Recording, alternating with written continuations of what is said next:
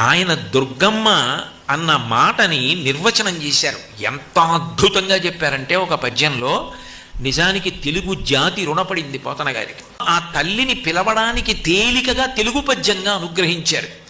అమ్మలగన్నయమ్మ.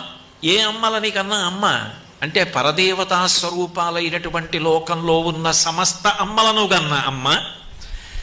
అమ్మలగన్నయమ్మ మూరమ్మల మూలపుటమ్మ.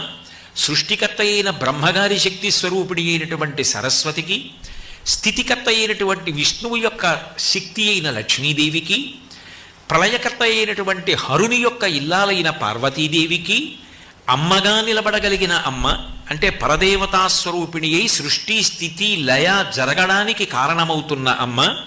ముగురమ్మల మూలపుటమ్మ, చాలా పెద్దమ్మ.